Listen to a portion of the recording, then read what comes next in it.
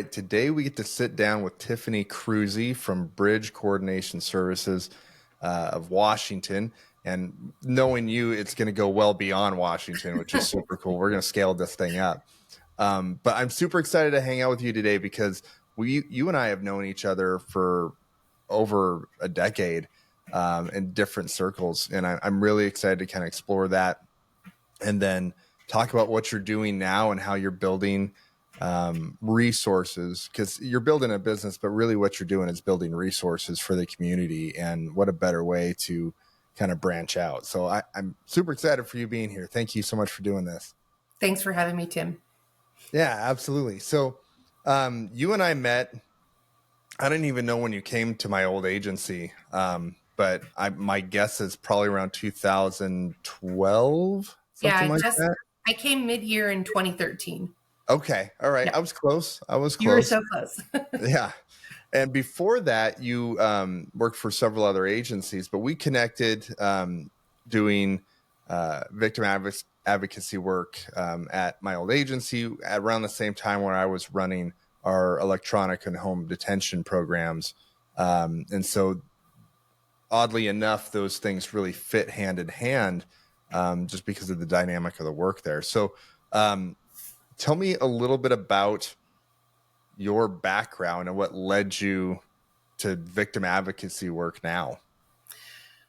It's really interesting. So I come from a law enforcement family. Both of my brothers are police officers. My father was a police officer. I initially went a completely different route. So I have a highly specialized degree for my field. I have a degree in theater and dance. So don't worry, we're going to do some interpretive podcast dancing at the end. But I also went later on and got my master's degree in restorative justice. What brought me to working in the field of victim coordination and victim advocacy was I had, when I had worked at my first agency that I worked with, I was a police support officer, and we interfaced a lot. It was a really unique function within the police department because we interfaced with the community very similarly to that of police officers. And so I saw a need for those who had been impacted by harm and those who had been impacted by crime, that their voice was lacking in the system. And that always sat with me really in just a really interesting way. I had taken a field training officer. So as a field training officer, I had taken a course from a sergeant at the agency that we had worked at. And when I left when my kids were born and started my own little adventure as a mother, when I decided to come back to work, I actually looked at Linwood and, sorry, I'm technologically, I am the worst technological person, so something's going to go wrong, of course. But I had looked at this training, the field training officer or the field training sergeant, and I thought, gosh, that's a great place to work. This position happened to be open. So the position for victim services coordinator was open. And after reading it, I was like, that's what I need. That's what I want. So here I am, almost 12 years later. That's awesome. Yeah. The police support officer is a unique position. And honestly, I kind of forgot that that's where you started. But for those that don't know, it's a role that involves a lot of different things, like transporting somebody from here to there. And when I say somebody, arrestees typically, or maybe, some agencies have them doing parking enforcement, or some agencies have them doing animal control. Like there's an agency up north that you're doing all of the things.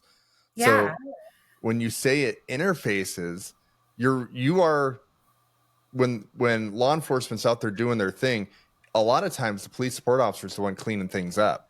And so you are kind of left with that, hey, there's some humanity here with the people that are kind of left over, that, people have been arrested, the victims, or even just the peripheral parties involved are there kind of like, what just happened? Most of the times it's on their worst day of their life. And so being able to kind of witness that, and in an odd way, it sounds like you're kind of inspired by that, hey, there's a gap here that we're not providing help for. we should fix that. And I didn't know this existed. This didn't exist. So we had an advocate at the police department that I worked at, an advocate, but they were in the prosecutor's office. So the police department never interfaced with them. They were working with victims of crime, but we would just say, here's a pamphlet, go. But it was specifically for victims of domestic violence. And that's a deeply rooted need that we have in this country, is to provide services to victims of domestic violence. However, there are also victims of burglaries. Like, you get your door kicked in, you get all your stuff taken, stuff's flung all over the place, you get home from work, and then you got to go pick your kids up from daycare. Yeah. So who is there to provide you with a little bit of empathy, a little bit of crisis intervention to say, all right, let's start here. Why don't we go see if we can't call a locksmith and maybe get the locks fixed? Or do you have somebody else that can go pick up your kids? So right. That role as a support officer was really great. We went to all cold calls, which was very unique in our agency. We did transports, our jail transports. We would pick people up out in the field and take them to a local agency for booking. And so we would do fingerprinting and photographing. It was a limited commission position that I loved. But I wanted to be a mom more. So right. that was the piece to me that really, if there would have been, I looked for police support officer positions when I went back. Because they usually work during the day. They're usually not working at night. And so it allowed me to still have the important familial piece that was so important to me. Yeah. So many, if you, at that stage in your life, if you are trying to start in law enforcement as a corrections or a patrol officer, you're going to work night shift. That's what's going to happen. And you kind of go into it knowing that. And if that's not something that you're willing to sacrifice, that could really be problematic, because most people have a dream to be in law enforcement. You're certainly not doing it for the money, I'll tell you that. But what you can do is have some type of reward from that work that kind of makes it worthwhile. But if you skip out on that reward because, man, I don't want to work night shift, this is a great place for people to land, to really fulfill that desire of serving and all that. So that's really cool. I dig that. So you get done with police support officer. How many years did you do that? 5. So I worked for 5 years doing that. And like I said, I loved it. I would have continued to do it. And then I was home for about 3 years. Okay. I did additional work. I tried to be a real estate agent. I was the worst real estate agent in the world. Like, it was embarrassing. So I empathize for people who choose to do that as a career. I'm like, whew, you guys are saints. And then again, I found this position. And then after working for the city for 2 years, I was contacted by another local chief, and he called me up and said, hey kid, I hear what you're doing at your agency, and can you replicate that here? I only need 4 hours a week. And I said, oh, easy peasy. 4 hours a week. I can do that in my sleep. So for a year and a half, I started providing victim services, but it was domestic violence. So we focused on domestic violence at that agency. And after a year, I started running their numbers based on their calls for service. And I was like, you guys need more than 4 hours. Like, there are gaps that are missing, and I am triaging as the calls come in. So that chief left and a new chief had started, and I proposed that we bump it up 2 hours a week. Oh, wow. And yeah, so very, very fair. Based on their calls for service, let me look and see what you have. But I do think we need 2 hours a week, and they did. That agency now in 2024 is at 14 hours a week. So for me, I look at this as I'm a steward of public funds, And so it's important for me to recognize like the community's paying for this. And I'm not going to oversell and be like, you need 40 hours. Right. When they don't, because their population is small, their calls for service are small. You can have agencies that are of similar size, yet their calls for service are drastically different. Yeah. And so that was one of the things that I found that's been so successful with my business is small agencies who have a need for 6 hours of service can have 6 hours of service. That's And awesome. you just have to have the right training, the right understanding, the right, Tim, you know, I speak cop, right? Yeah. I've been around this my whole life. There is nothing that somebody can say to me in the criminal justice field that I'll be like, I've never heard that one. I've only heard it once. And I was like, wow, I've never heard that. That's amazing. But there's nothing that is shocking or surprising to me. So it is truly like being with a bunch of brothers and sisters, that I have this comfort level engaging and saying, hey, this is how we can provide services to victims of crime that you guys don't necessarily want to engage in that dynamic because of three things. You don't have the time, which is primarily it. You don't have the training or the experience in providing those resources other than here's a pamphlet or you can call this person, unless you're a detective, unless you've gotten that training, right? Or you're working with the child advocacy centers. And it also helps give you valuable time to be proactive on the road. And also, when we're talking about corrections, this is an aspect you and I know working together, that when you have victim defendants that are arrested, so you have a victim that's been victimized for years and years and years, they finally lose it, they lash out, they are arrested, as they should be. In Washington state, we have mandatory arrest laws.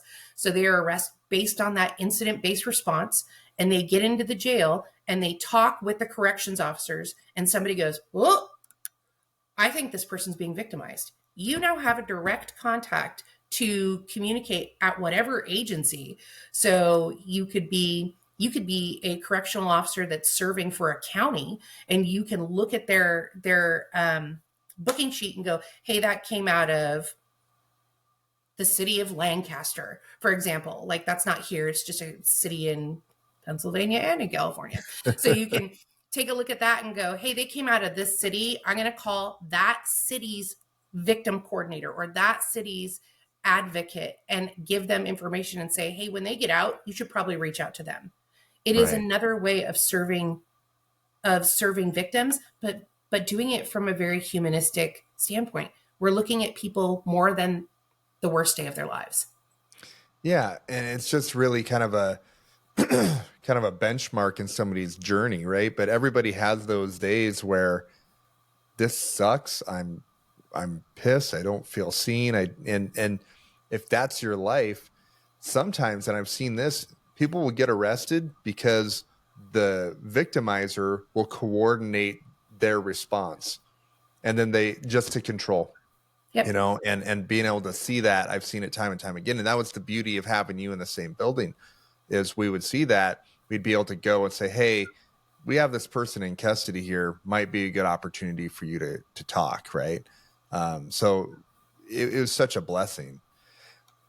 When we're talking about victim advocacy, my brain automatically goes to domestic violence, but it's more than that, isn't it? Because you did talk about, victims of burglaries, but there's all kinds of different things there that you kind of have resources for, and the ability to kind of intercept and kind of guide along. What other, I don't know, what other avenues do you work with?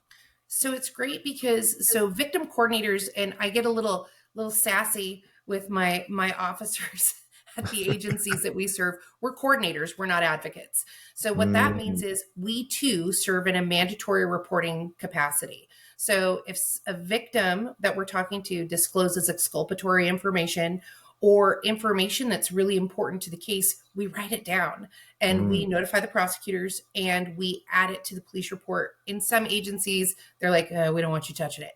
But we'll let an officer know and then they come out and take the report. I have testified in court because of statements that victims have made to me, because I'm very clear. I am a mandatory reporter of crime. I serve very similarly in the same reporting requirements as a police officer or a corrections officer. So that's like the most important distinction. And we have different roles. So roles of advocates in the prosecutor's office, they're systems-based advocates. So, but they are primarily talking about a criminal case and it's a one and done. We're done with this case. You're out of my hair. That's not, that is not how victim coordinators and police agencies or sheriff's departments serve. And then there's community-based advocates, which are really, really important for victims to have because they have confidentiality and the ability to serve in a confidential capacity. So that means if they have information that they want to share, when victims say, can I tell you something confidentially? I say, no, please do not. I don't want to know because I got to write it down. But we'll refer them out. But we've also served, so I provide services to victims of burglary. We get a ton of people who are being scammed. So we have our elderly population that gets the phone calls from their great grandnephew, Jimmy, who's now in jail, asking their Aunt Polly to bail him out. So we have those circumstances, sexual assault cases, just straight across assault cases or battery cases where people are being assaulted while they're at a bar. I had a case where there was an indecent exposure that really impacted a community. And so I've provided services and walked them through the process and told them what resources are available, what they're eligible for, what they're not eligible for. So it can go any direction. And these are the beauty of having coordinators in the police departments and sheriff's office is it is a single point of contact for follow-up questions on resources. Right. So they're not waiting an hour for an officer to come off the road, go to the station, look at the case, call them back, look up resources, see if they can find them, or just punt it to the prosecutor's office. Right. Well, and you know, the biggest issue in law enforcement in any agency in any area is staffing. Yes. These days, it is a nightmare. So, you know, you look at the numbers and that's easy, but the day-to-day operations for law enforcement officers, hey, look, I'm trying to get as much done as I possibly can within my shift.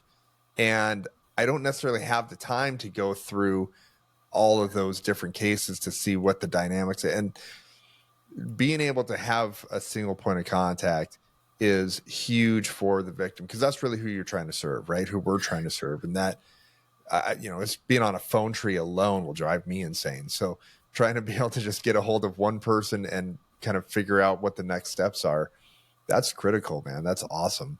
Yeah. So you go to our past agency and you said it was about 3 years into that role is when a neighboring agency reached out. Yeah. How did you figure out a way to kind of branch out from there? Did that point kind of inspire you or what did that look like? So it's very interesting. A lot of it was by word of mouth. So one chief would talk to another chief, who would talk to another chief, who would talk to the prosecutor. And so 2 years after I had my first contract, another agency, a year and a half after, about a year and a half after, they started calling and said, how many hours do you think we need? And so I looked at their calls for service and I said, I think you need about 20. I mean, it's really hard because I can't go in and sit in with your day to day. What I did find, and I tell them, I did find with the first agency, we did not do a calculation because I hadn't figured it out. But Now that I figured it out, this is about how many I think you need.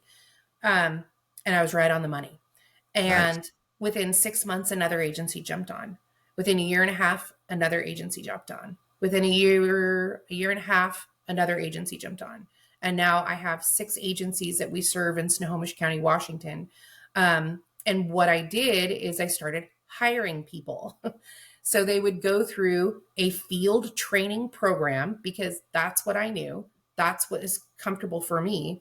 And that I know is tried and true in law enforcement. If we've got a training model that we can use and that we can point out the successes and the areas of improvement that we need and whether or not they're going to succeed in this and get it up front, that's what I wanted. So I started working on my getting new hires. So I hired the woman that works for me, Dee Reynolds. So she is number 2 in the agency. You've met Dee. Yeah. Yeah. She is, I call her Deputy Chief D. She is amazing. But Dee is, she has a depth of understanding. She got her degree in criminal justice. But most importantly, she's a mother. Yeah. Most importantly, she had an understanding of how to work with people and has a volume of empathy that is really incomparable. She's just a really wonderful, kind person. And then we hired some more. And primarily the people that have applied have been people who have worked with kids, people who are mothers, and people who have a depth of interest in providing services to people who are really at a point where they really need it in their life. Yeah.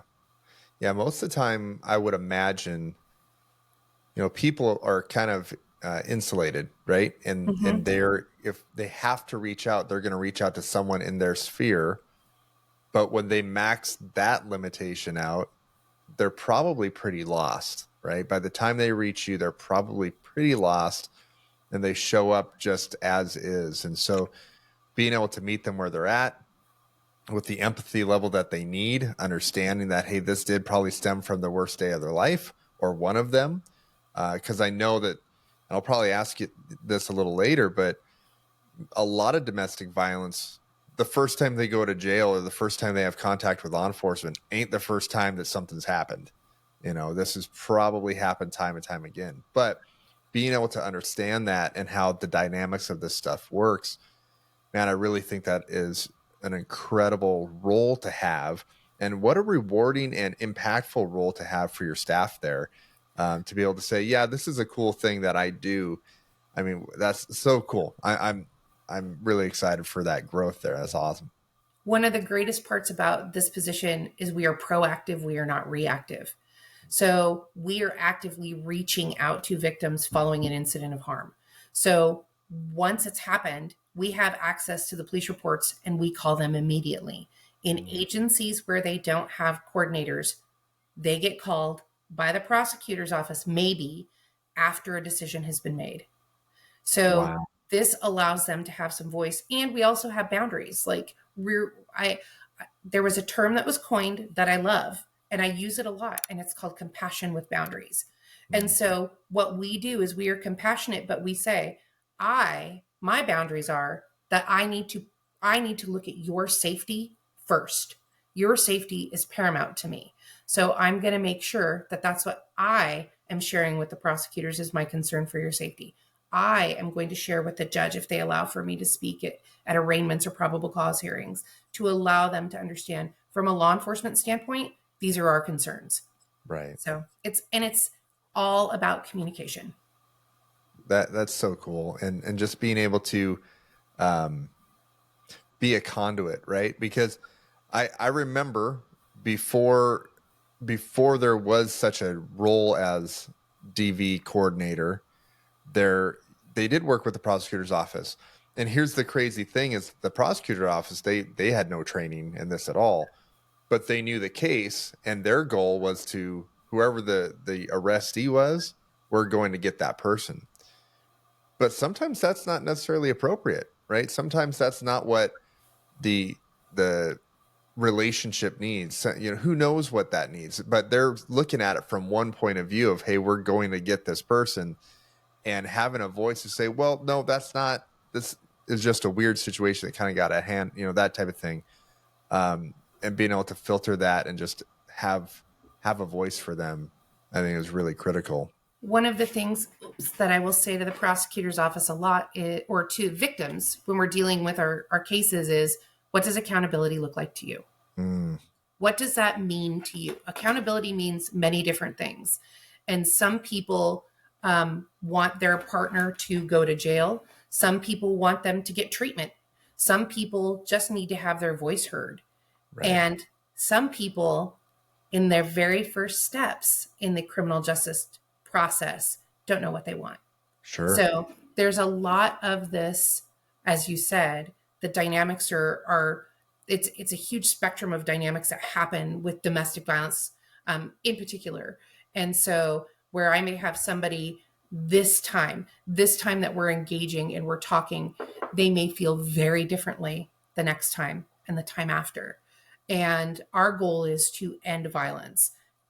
However, there's the human dynamic that's involved and that human component that we can't control. And so we're just here trying to triage and mitigate really bad situations by providing as much information to the prosecutor's office to help break the cycle of violence. That is such an important role, because without it, I would imagine that you see this happen over and over and over and over again, because nobody's there.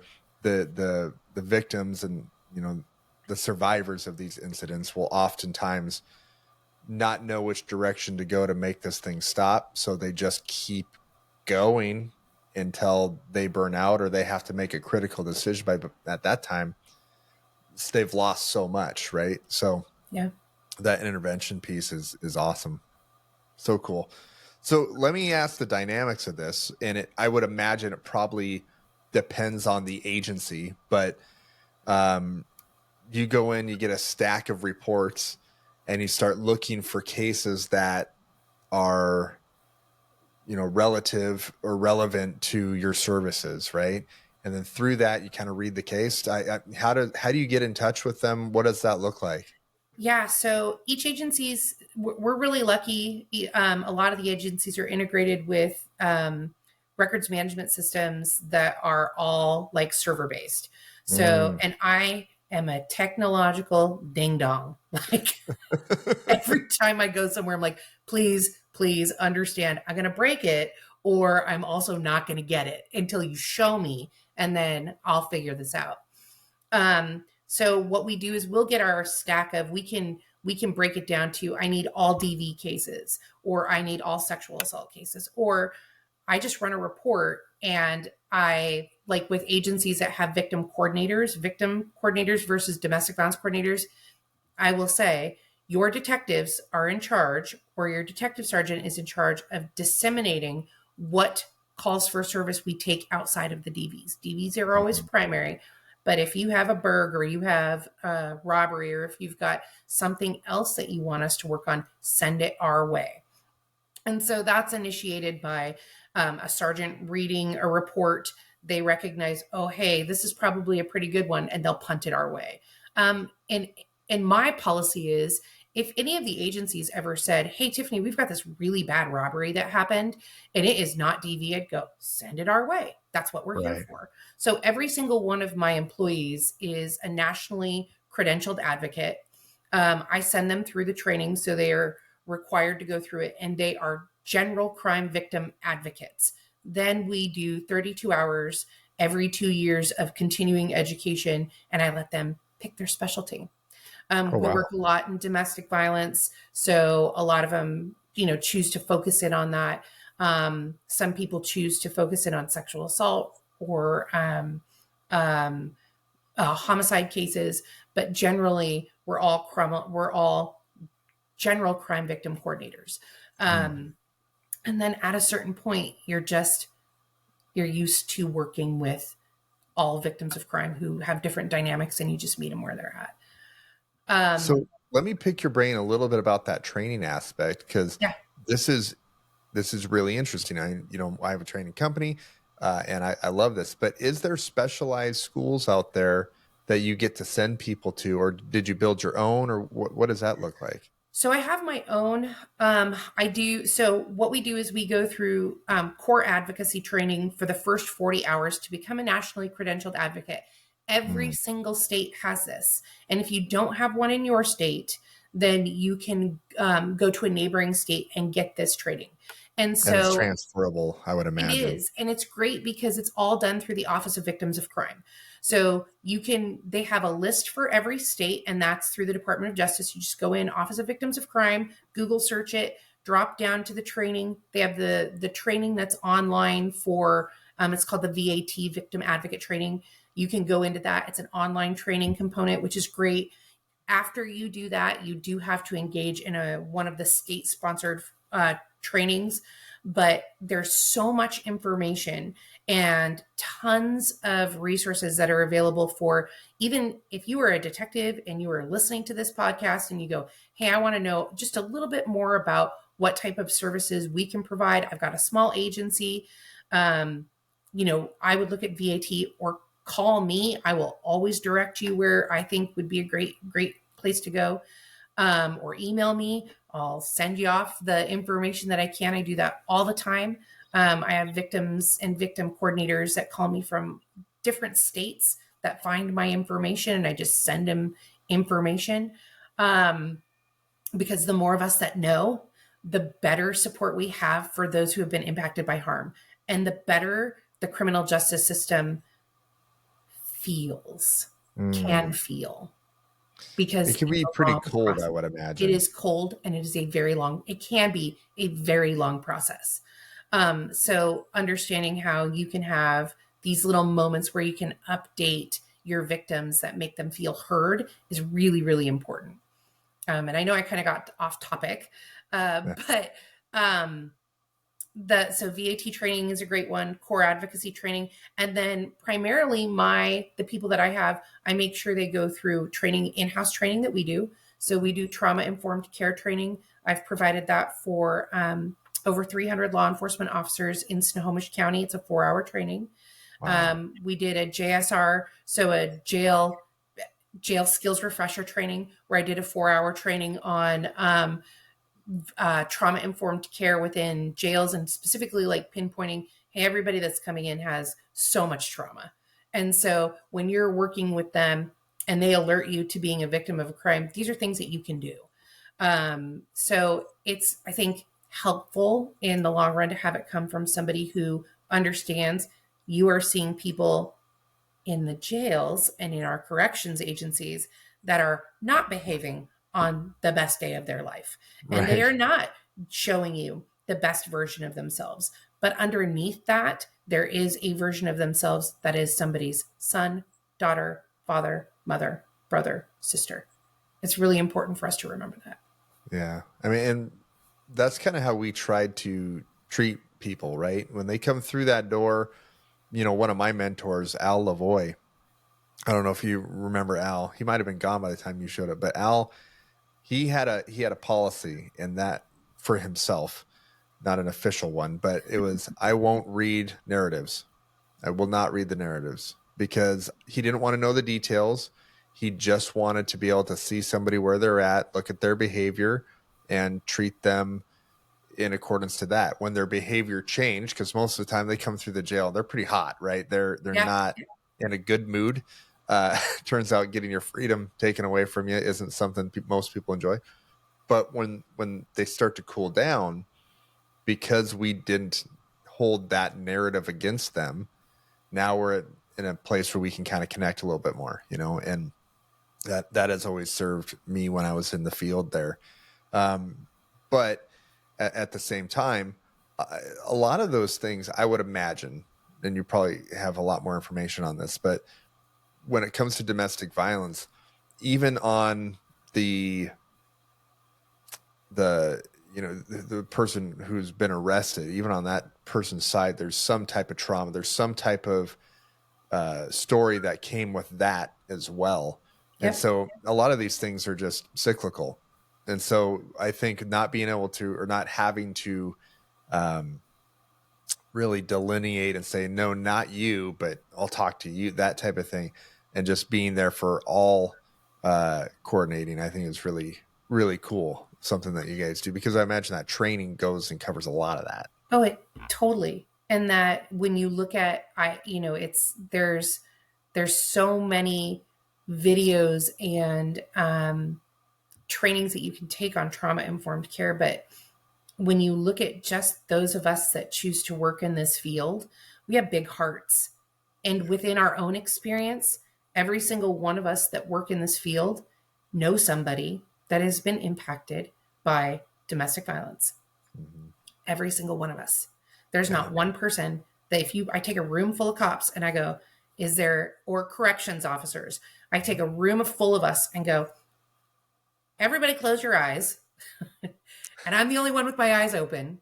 But if you guys, anybody who is experienced firsthand or secondarily experienced domestic violence, so you were a child victim or you had a partner that perpetrated violence against you, please raise your hand.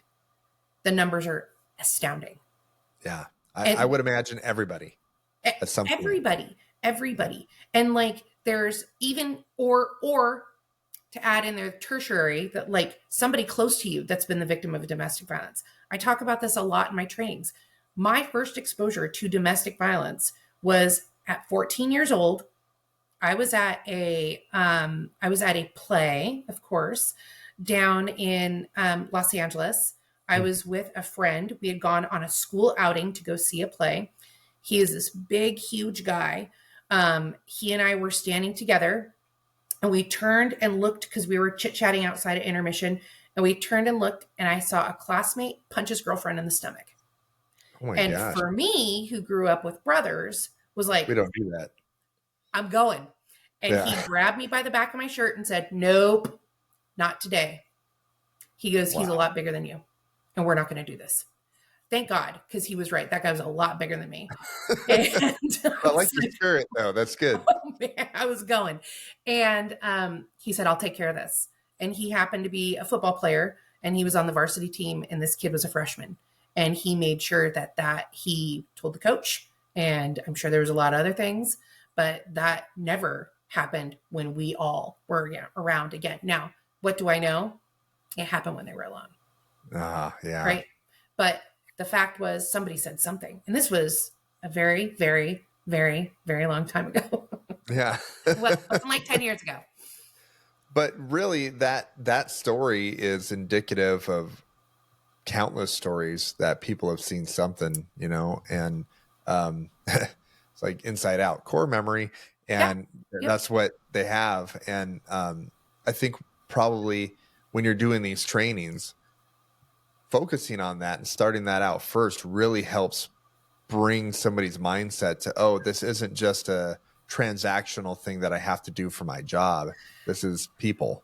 These are people, and that people come to us bearing the weight of trauma that no one else knows, because trauma is personal. Yeah. If you take two people that are raised in the same household, they have different experiences. Sure.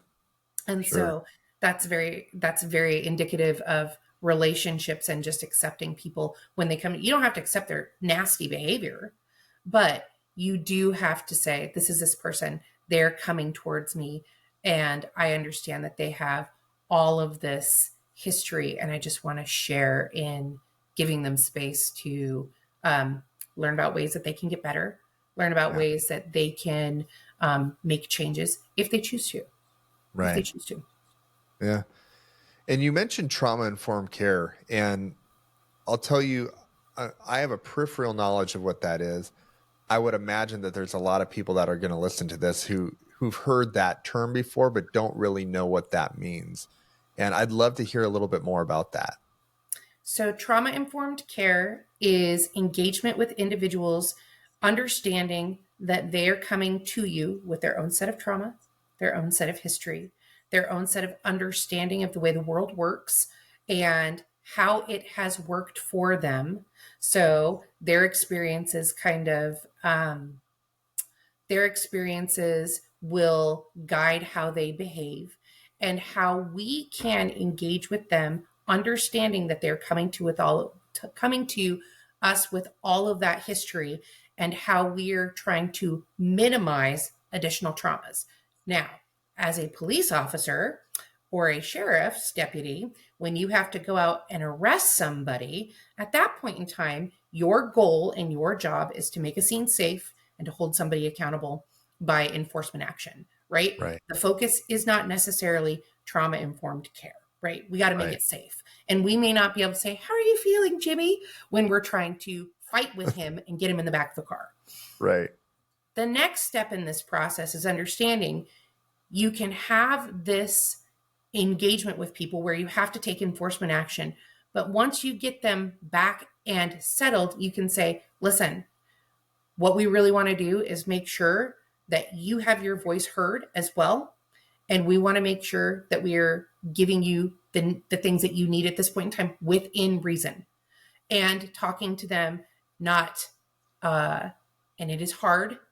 It is very, very hard, but engaging with them in a way that is giving them more respect than they may be giving you in the moment, because it pays dividends in the long run. Sure. Well, it's just like, I have kids. And so sometimes when you have to hold them accountable, they're not super happy about it. And they'll say all kinds of really mean things because they want to try to take some type of control over the situation when it's not a situation that they can control. Right. But if, as a parent, keeping a cool head, walking them through it, addressing the behavior, but not over addressing the behavior, you're right. At the end, man, they're like, okay, they've learned some stuff. They learned that, you're still there to support them. You're there to help with next steps. And I imagine that transfers over pretty easily to this situation. I can harken back to a incident that happened many, many years ago. So about 10 years ago, where we had somebody that had been arrested that I know of. They'd been booked into our facility, and our judge at the time gave them like 75 days, which was big deal for a gross misdemeanor case. And they dried out in jail. The judge said to them on multiple occasions, you need to get your life in order because we are concerned about your safety, and you need to stop doing these things that put you back in front of me. He was firm. He was kind and warm, but he held this person accountable.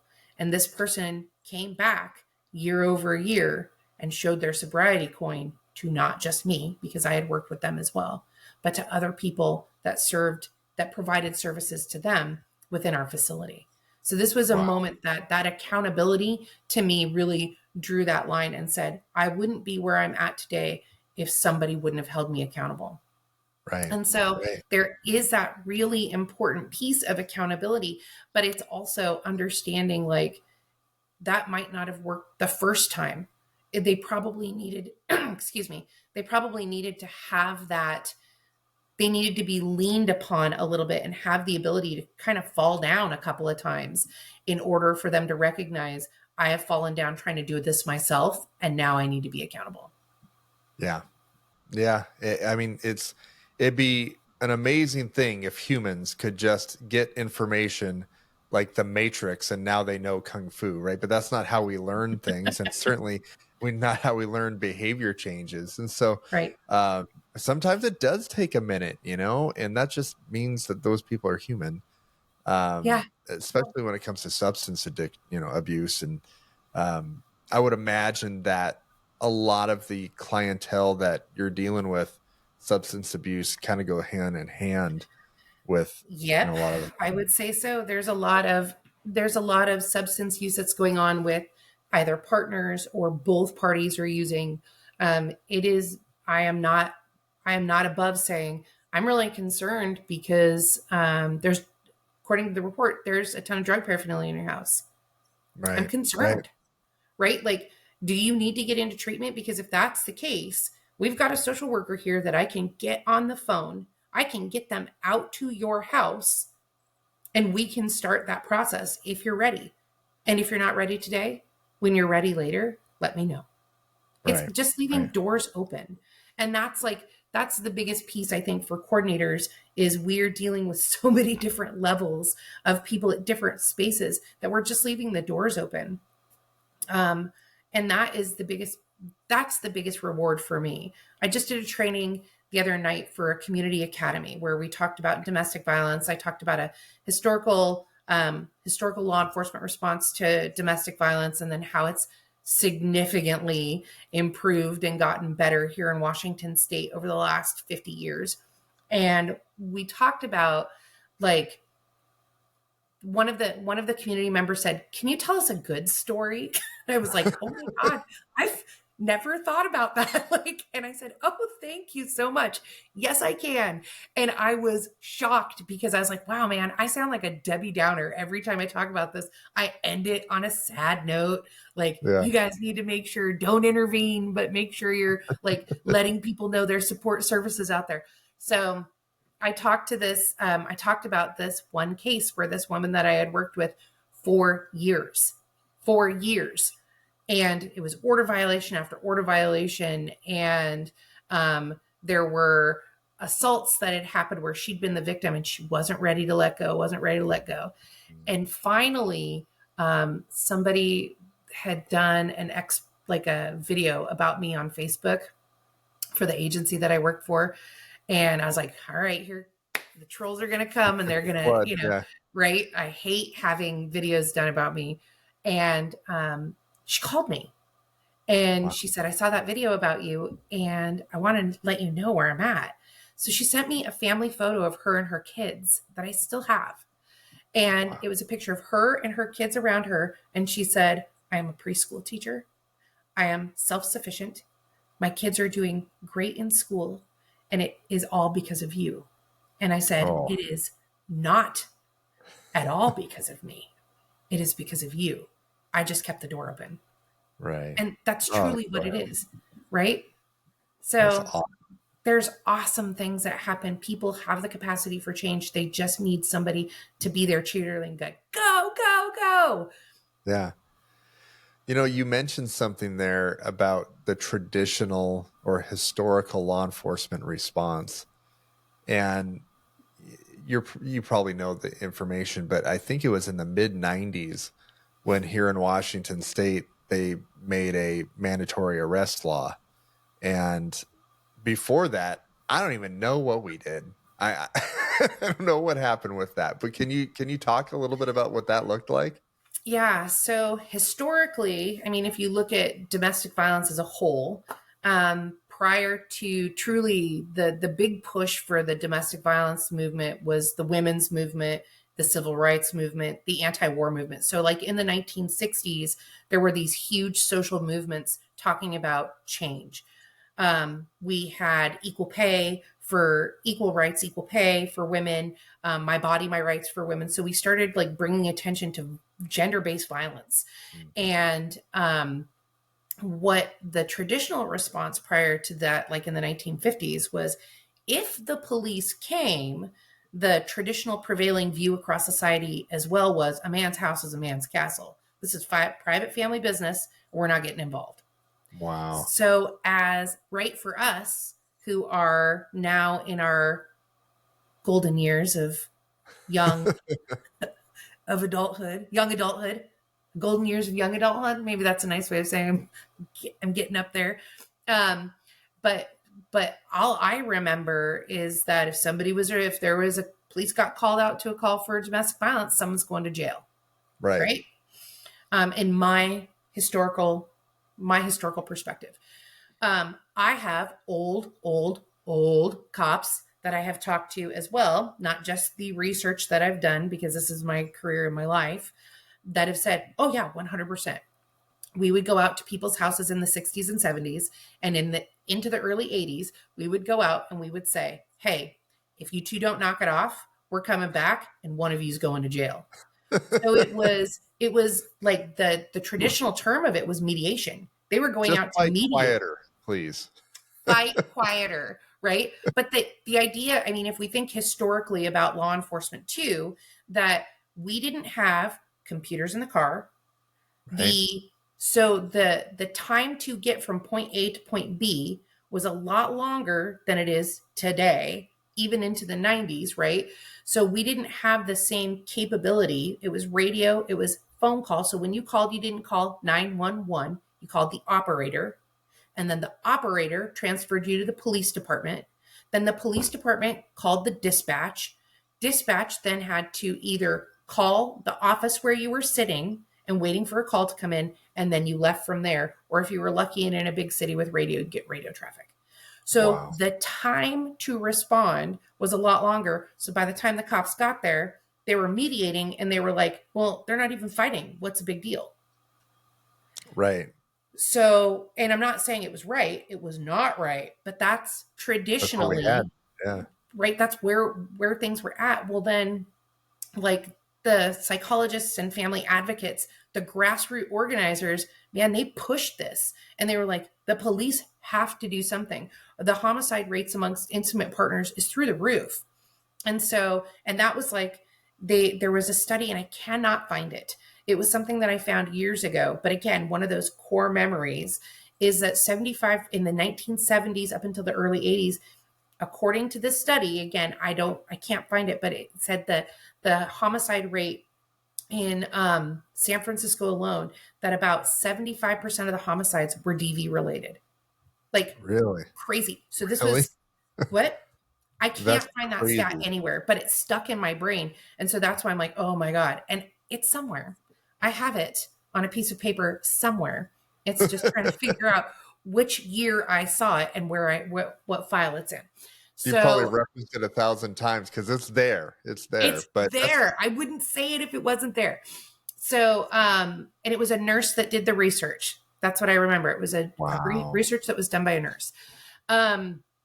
Anyway, so in the 80s, these grassroots organizations said, no more. We need to have something. So that's where our, in the 1980s, there were interventions that were done that tested like whether or not we should be making an arrest, referring to services, or just like separating the parties. And they found that with arrest, there was a reduction in recidivism. That study has been republished, and they've done some studies which find it. They found that it's not quite as accurate as they want it to be, right? That initially they thought, but the fact of the matter is, like, realistically, if we are going to a call of domestic violence and we are separating the parties, there's a forced separation by somebody that is not the victim going, arrest them. It's somebody else going, you did what? You got to go. right. Then the blame game of you had me arrested still happens, but it is lessened when it is made very clear in court that this was a mandatory arrest, that the officers could not use discretion. Yeah, the cops have to do it. That's it. And one of the things that our law enforcement officers do really well is kind of explaining that. Yes. Here in Washington State, it's not up to her. It's not up to him. This is what's happening. Yep. So that's great. I know, being on the law enforcement side of it, there's been times where, like, I don't want to make an arrest here. I remember responding as a reserve officer to a handicapped adult that made an assault against a caretaker, but because they lived there, it was classified as a DV, and we're like, I don't want to do this. This is not fun for anybody, because this is not what I think the spirit of DV was, but I probably was wrong at the time. But because of the mandatory arrest, we did it. But I also understand how in 99% of the times, this has to happen. It has to happen to put some space in between the heat of the argument or the heat of the victimization, or whatever you would call it. Having that break slows the momentum of that cycle, I would imagine, and now we can get some help. So it can, and there's no the other thing is there's no promises or guarantees that could ever be made. We can't make any guarantees that if an arrest is made, an order is issued, that person is going to be safe. A protection order is not a protection shield. Right. So, such a good way to put it. It is not. It is a tool that law enforcement can use to effect an arrest. That's it. And it's only good if you use it. And so those are like having somebody that can educate somebody across the board, and having somebody that can say a protection order is not a protection shield. A protection order is a tool that law enforcement can use, but only if you enact that tool. You have to call 911. How many times have you seen that? We're like, hey, if you call or text me or show up here one more time, I'm going to call the cops. No, like the first time, that's the violation, you know? Right. And it's drawing a line in the sand. Like Yeah. that's the thing. When I talk to victims, I'll say, this is your opportunity. You get to choose. I am telling you, you should call on every single violation, because what you're doing is you're drawing a line in the sand and you're saying, don't step over that line, Right. because you've done it so many other times in our relationship. Don't step over that line. Is every situation need a order? No. Do most courts impose one anyway, though? What do you see on that? It depends. I would, and again, I can only speak to the courts of jurisdiction that I work within. There are, it depends on the judges. It depends on the incident. It depends on whether or not the prosecutor asks for one. This isn't a space where victims walk in and go, I want an order. This is the prosecution is saying, we think there should be an order. The defense can argue and say, no, we don't think they live together. They have kids together. This is going to create a huge issue. And the orders, the criminal no contact orders, are generally tied to a criminal case. So whatever the length of time that criminal case is, that order is going to be in effect. And Right. so sometimes if like within a few of the courts that I work in, it is pretty significant. Like, unless there are mitigating factors, such as what you said, a situation where it's a handicapped person living with their caregiver, they became assaultive. No, I think in that case, the prosecution wouldn't lean into that. So it can be resolved the next day without an order. But if Right. this is the fourth time that that's happened, for sure they're going to ask for an order, right? Sure. Like those, that is the beauty of having a second set of eyes to look over this. That's why the way our criminal justice system is set up can be so effective, but it's got to be done with cooperation and understanding. I know that I don't want to jam up defendants. That's Right. never, ever, ever my goal. My goal is to, so much so that when you and I were working together, we had a defendant that was in court, got really upset, came out of court after they pled guilty, banged on my door. I didn't have a peephole, so I opened the door and I was like, oh, hey, how's it going? Like, it was right there. And he said, how am I supposed to get a job when I'm a convicted felon? How am I supposed to make my family's life better when I'm a convicted felon? And I said, have a seat. We're going to work on a resume. I said, I'm going to call your Wow. attorney first. And I called the attorney and said, he showed up at my door and he is very upset. Would you guys like to come over? Nope. He pled guilty. He's yours. You're kidding. Mm-mm. He pled guilty. There's a whole There's not no, it. I nope. guess that's Yeah, the public he's yours. defenders have. So we sat down and we worked on a resume. Wow. And I said, let's do the things that make your life right. But you can't keep doing these things, because Right. you're not going to get back with your family if you keep screwing up. So there, I think people just need to be like cheerleaders. That's the other piece. Like, I want to be somebody's cheerleader. I don't want people in relationships to break up if they want to be together. I want the violence to stop. Yeah. That's a big ask. And Yeah. so sometimes it does take leaving those relationships, but that's the approach that I take. We're here for healing. I'm not trying to keep you with your partner. You want to stay with your partner? Great. They have some stuff to do because they're not showing up to you with you as a partner. Yeah. And I think a lot of times, that cliche saying that hurt people, right? But it's so true, because It's true. there's so much unwiring that needs to happen with our community. Because look, the generation before us didn't have it right, for sure. And the generation before them, right? So we're all just really trying to figure stuff out. And I love your approach of, we're not really trying to slam the bad guy in this situation, right? Because that's sometimes, talking to a lot of cops around the country, that's the mentality is, no, that guy's bad, this person's good, and that's it. And it's just not that simple. And so being able to really help initiate change that way by, in investing your time, the resources into all the parties there, Oh, I think yeah. is absolutely critical. And I think it's important to remember, like, yeah, they've done something really bad. We're not excusing behavior. They've Right. done something that has, and I love what I love about restorative justice is the language that is used. They have harmed another party, and Right. now they need to be accountable to mend those harms done. That to me is the focus that we take within my company is how can we mend the wounds of victimization? We're never going to make it completely whole, but we can try to mend those wounds and we can try to point out ways in which defendants can mend those wounds. And we do, like, you had talked a little bit about the training. That's some of the things that we cover in our trainings, is in my own internal trainings, is how can we use the language that's more restorative? How can Right. we talk to our victims in a way that allows for them to be heard, and then use that language when we talk with our prosecutors, when we talk with our officers? And there's ways that officers can take training classes that, man, if I could make like one big request of all police officers, everybody who is on the road that is taking reports, the devil is in the details. Details, details, details.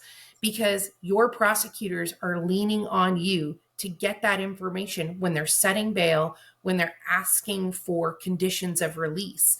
And sometimes we get to look at the situation because we have so much more access to things. Like, we know how many disturbance calls we've gone to. We know how many verbals or domestic no assaults we've gone to. The prosecutor doesn't. They never see those.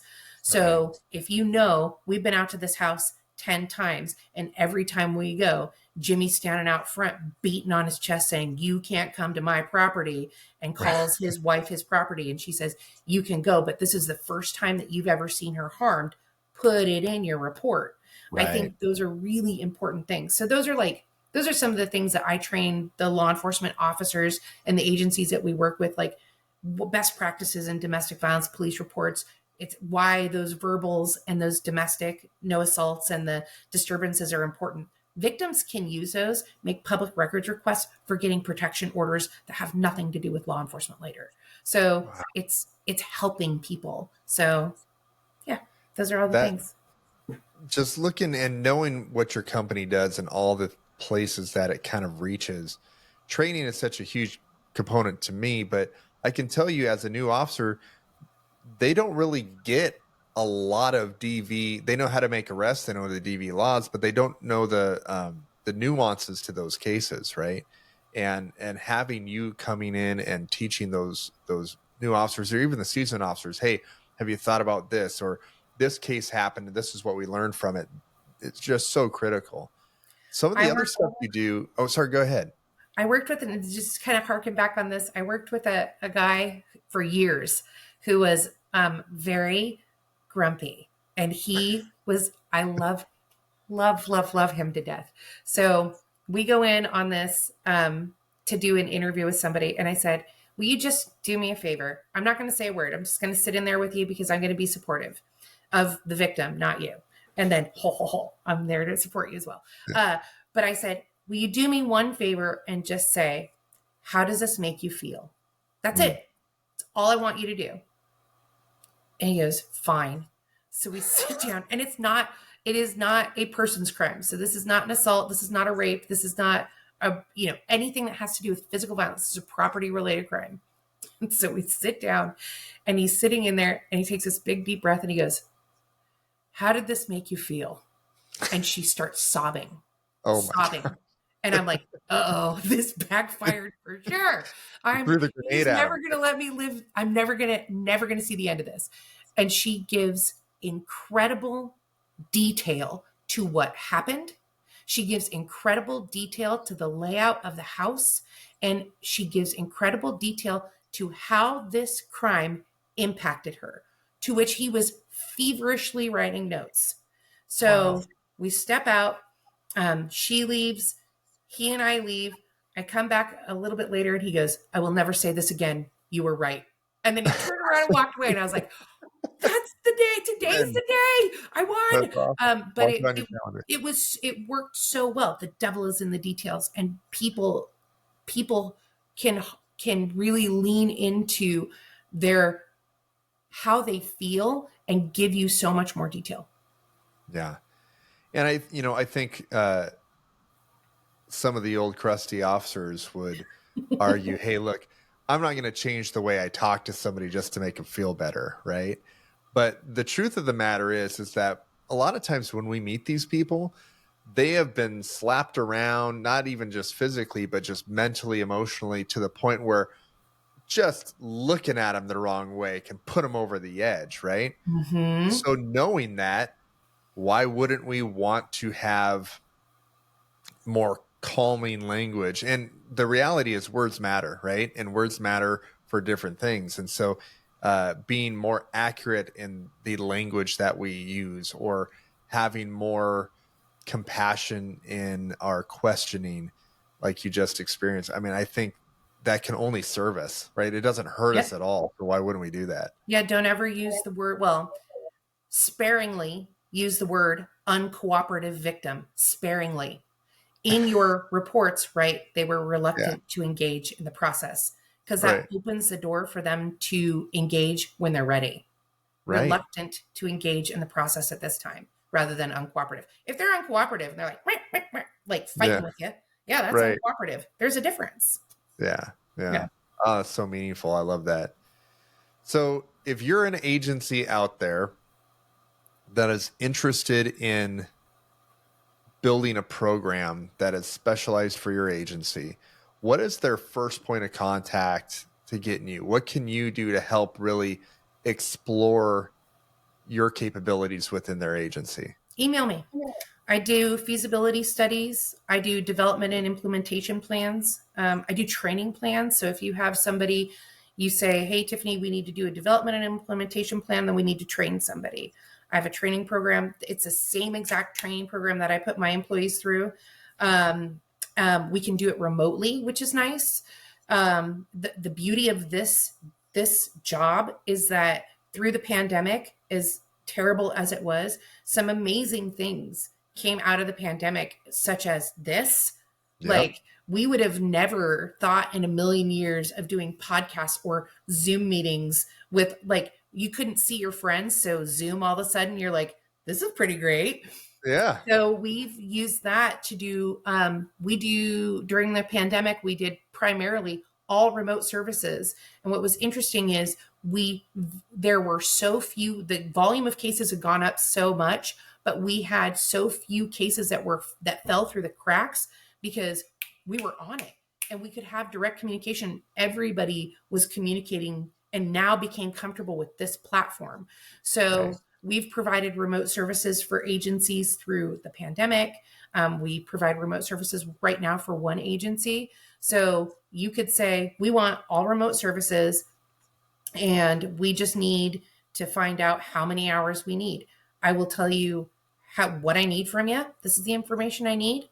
This is how many hours I think you need based on your region or your area or your city, your town, or your county. These are the things that we can look at. And we will, but if you want training, we do training too. We can do remote training, we do in-person training. There's lots of options that are open. Yeah. That's awesome. I think, Yep. there's a lot of law enforcement agencies and agency heads that don't know what they don't know, right? And if you're an agency that sees a need or maybe is just curious about, hey, what am I missing as an agency? What a great way with low risk to just connect, get informed, see how that can integrate and really better your community, right? Because like you said, you're a steward of public funds. It's an important piece because we all pay taxes, trust me. But Yeah. the idea of how can we actually have something that uses those funds to really better the community and victims of crime, I just think that it's a win-win situation. So I'm super excited that you came on and did this with me, man. Thank you so much. It's been great to see you and chat with you. I will get your information, but what's a good place for people to find you? You can go to our website. It's bridgecoordinationservices.com or bcs-wa.com. So Okay. that is the website. You can email me, Tim. You'll post the email. But you can also email me at K like King, R like Robert, U like Union, S like Sam, E like Edward, Y like Young at bcs-wa.com. And I can get you information on feasibility studies or development and implementation plans, training opportunities.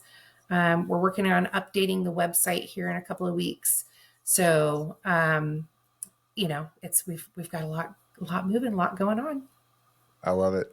I love it. Again, thank you so much for doing this, especially on Domestic Violence Awareness Month. And I'm happy to get the word out there.